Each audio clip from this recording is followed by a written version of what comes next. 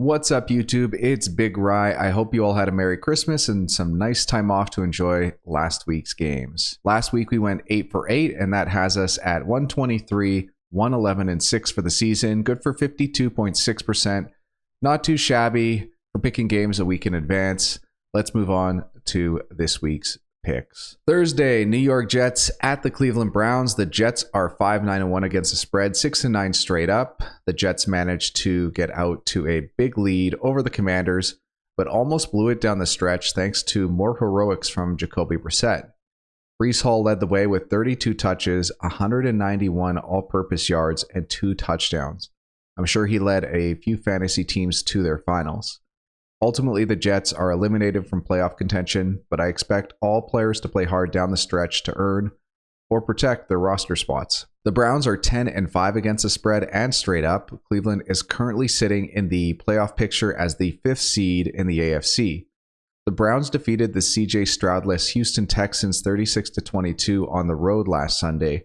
Joe Flacco is reportedly happy to be with the Browns after parting ways with the Jets and could possibly have a playoff game in just a few weeks with a couple of wins over the Jets and the Bengals.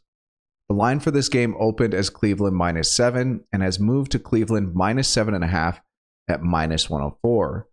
For my contest pick, I will be going against the line movement and taking the New York Jets +7.5 thanks to the -108 juice. But there is not a ton of value on either side. This will strictly be a contest pick. Jets +7.5. Go Browns. Saturday night football, the Detroit Lions travel to Dallas to take on the Cowboys. The Lions are 3rd in the NFC with a record of 11-4. Detroit is tied at 1st with a spread record of 10-5. The Lions took care of business on the road in Minnesota with a 30-24 victory. They have clinched the division, but there is still a small possibility of them ending up with the number 1 seed and a bye in the NFC if they manage to finish with more wins than both San Fran and Philly, who have tiebreakers over the Lions at the moment, if they share the same amount of wins. Detroit has this game versus the Cowboys and a home game Week 18 versus the Vikings again. The Dallas Cowboys are currently the 5th seed in the NFC with a record of 10-5. America's team is 9-6 against the spread. The Cowboys lost by 2 on the road in Miami. Not an easy place to play, but they are back home to take on the Lions, where Dallas is 7-0 this season. The line for this game opened at Dallas -6 at -106, but it has moved in favor of the Lions, who are currently sitting at Detroit +6, -117. It is quite the shift in juice and is potentially on its way to move to Detroit +5.5, where people probably will buy back on the Cowboys if it shifts under 6. For the juiceless contest at the price of 6, I will be taking the Detroit Lions.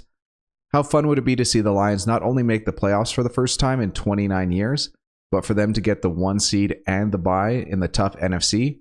Go Lions.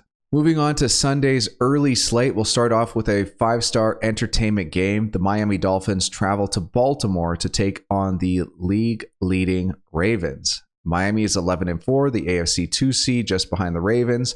The Dolphins are also tied for the lead with a 10-5 against the spread record.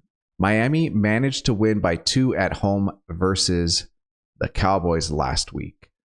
The Baltimore Ravens are 12-3 straight up and 10-5 against the spread. The Ravens were able to beat the 49ers in San Fran by 14 points. It was a statement win in a primetime game. If the public wasn't taking the Ravens seriously before, they sure are now. And with that win, Lamar Jackson is now the odds-on favorite to win the NFL's Most Valuable Player award, jumping over last week's favorite Brock Purdy, who threw 4 interceptions against the Ravens defense. The line for this game opened Baltimore -3.5 at home, but the juice has moved in favor of the Miami Dolphins, who are currently sitting at +3.5, -121. This is very close to flipping to Ravens -3 with bad juice. For the contest, I will be taking the Miami Dolphins at the juiceless price of +3.5. This will be an entertaining game to watch. I'm most interested to see if the Miami Dolphins defense can step up again and keep the Ravens offense in check. 5-star entertainment for sure. Next up is Tennessee at Houston. The Titans are 5-10 straight up and 6-8-1 against the spread. Tennessee has been eliminated from playoff contention. The Titans fought hard but came up short against the Seahawks at home, losing by 3. Even though the Titans won the time of possession battle, they gave up 6 sacks and had 10 penalties for 97 yards. The Houston Texans are 8-7 straight up and 7-8 against the spread. Houston is still in the playoff hunt, currently the 8th seed in the AFC. They will need some luck over the final 2 weeks to make it in, and it will sure help their chances if CJ Stroud is able to return from concussion protocol.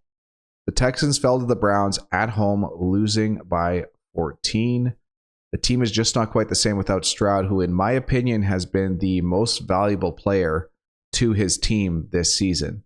The line for this game opened Houston -4 at -106 and has moved in the Texans' favor, now sitting at Houston -4.5, -111. The line move shows me there is steam behind Stroud playing, and I hope that is the case as a fan of how the Texans have played this year. Contest pick is Texans -4.5 in a juiceless contest. Go Texans. Next up on the slate is the Patriots at the Bills. The Pats are in last place in the AFC with a straight-up record of 4-11. They also have the worst against the spread record in the AFC at 5-10. They did manage to pull off a win on the road versus the Broncos, winning 26-23. Bailey Zappi gave them some life, throwing for 2 touchdowns and 256 yards. The Bills are currently sitting as the 6th seed in the AFC with a record of 9-6. Against the spread, Buffalo has been a measly 6-8-1 though. It hasn't been an easy stretch for the Bills schedule-wise, but with their poor start to the season, they have essentially been in playoff mode for quite some time now.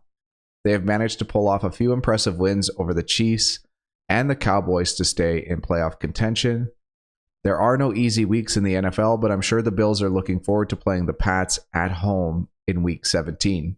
The line for this game opened Buffalo -12 at -106 and has moved to Buffalo -12 at -119. For the contest, I will be selecting the Bills -12, but this is not a game I would wager on. Not a ton of value on either side. Honestly, I'd be more likely to bet the Pats at +12, +106, but for a juiceless contest, I am going to be on the Bills. Next up is the LA Rams traveling to New York to take on the Giants. The Rams are the 6th seed in the NFC with a record of 8-7. Against the spread, they are an impressive 9-5-1.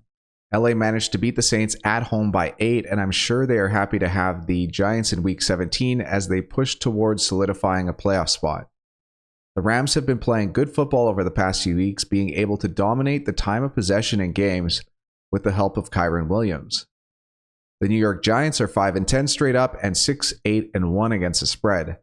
The football Giants have been eliminated from playoff contention. The big feel-good story for the Giants the past few weeks was the play of the undrafted quarterback Tommy DeVito. This week, he has been placed back on the bench for Tyrod Taylor, who has played well enough in his limited playing time to give the Giants hope in games. Is Tyrod as fun of a story? No, but the line did shift in the Giants' favor when he was announced as the starting quarterback. As I just mentioned, the line for this game opened as LA Rams -6, -106, but it's moved to the LA Rams -4.5 at -113. In a juiceless contest, I will be taking the current market price of LA Rams -4.5, but it is an interesting line move when you factor in the quarterback change from DeVito to Tyrod Taylor.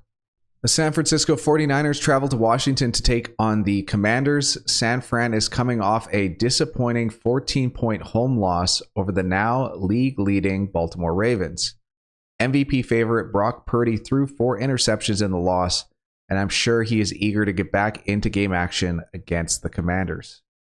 Washington is 4-11 straight up, 6-8-1 against the spread.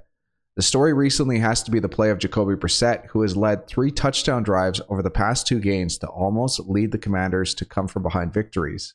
Today, they announced Brissett as the starter, and if he continues to play as well as he has over the previous 2 games in limited snaps, this could be a more entertaining game than the 13.5-point line indicates.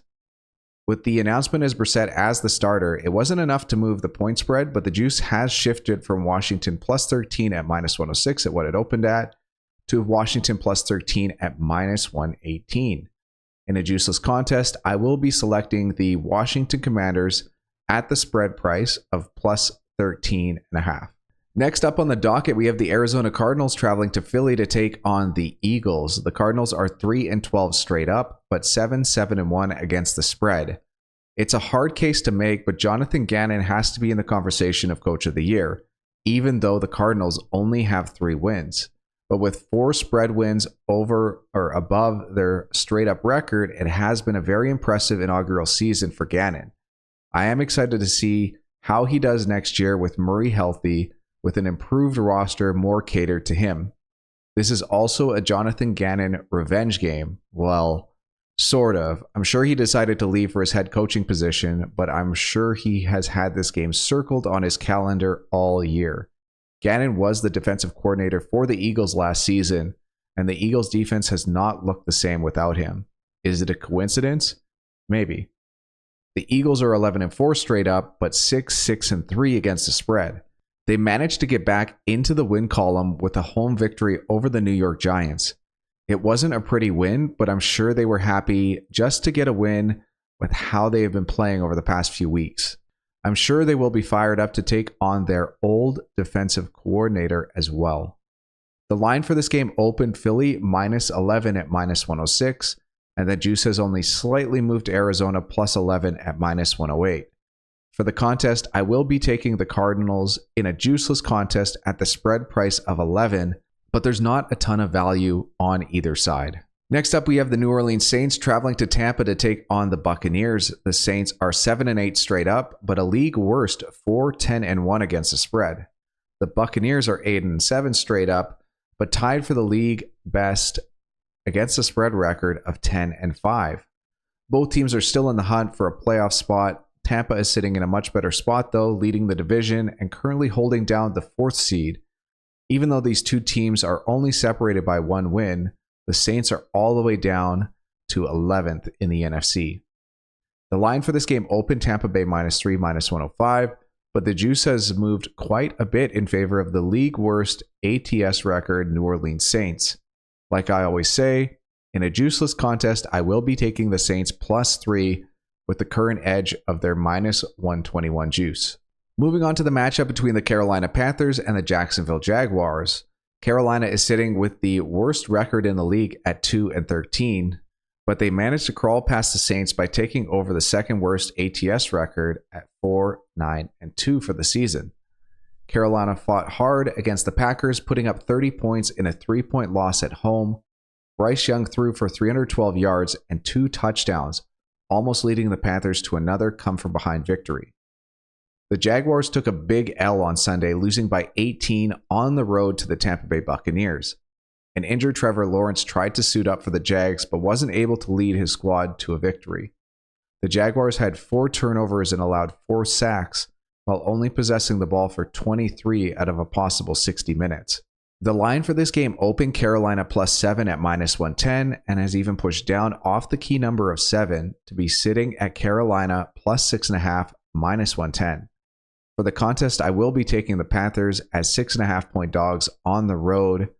As more certainty comes for Trevor Lawrence's status, this line could change quite a bit either way. So keep an eye on that news and see if you're able to capitalize either way. The next game is Atlanta traveling to Chicago to take on the Bears. Atlanta is 7-8 and still has an outside shot of making the playoffs. Against the spread, the Falcons are 5-10. Atlanta is coming off a strong win over the Colts, winning by 19 at home. Taylor Heineke got the start, and the Falcons were able to keep a clean pocket, only allowing 1 sack, while Younghoe Koo filled up the scoring summary with 5 made field goals. The Bears are 6-9 straight up and 7-6-2 against the spread. They have a sliver of hope of making the playoffs, even though they are the 12th seed in the NFC. They kept their dreams alive with an 11-point home win over the Arizona Cardinals. The Bears have been playing well, going 3-1 over their past 4 games, only losing by 3 on the road to Cleveland over that stretch. From my memory, the MVP odds during the preseason had Justin Fields in a respectable spot.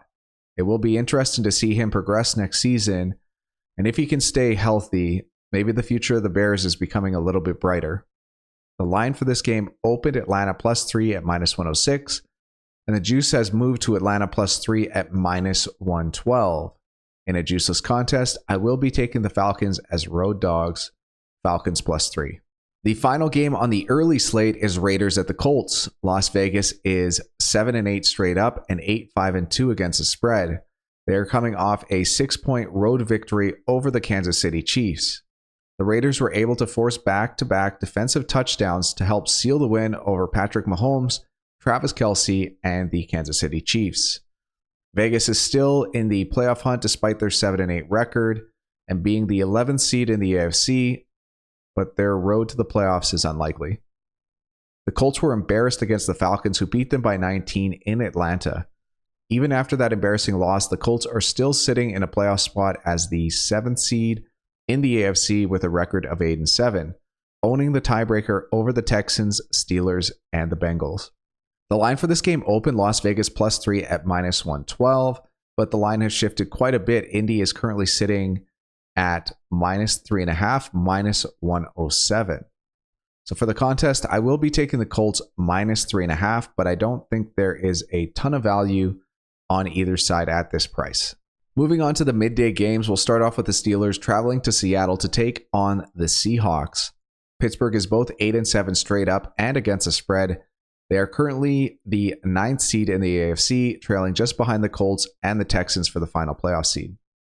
The Steelers are coming off a great performance with a 34-11 victory at home versus the Cincinnati Bengals. Pittsburgh's defense forced 3 interceptions, which led them to their victory. The Seattle Seahawks played well enough to come from behind and beat the Titans in Tennessee by a score of 20-17. Seattle is currently in the playoff picture as the 7th seed in the NFC with a record of 8-7. Against the spread, the Hawks are 7-6-2. The line for this game opened Pittsburgh +3.5 at -106, but the line and juice, well, the line stayed the same, but the juice has moved to Steelers -117 at that +3.5 point spread. So for a juiceless contest, I will be taking the Steelers +3.5.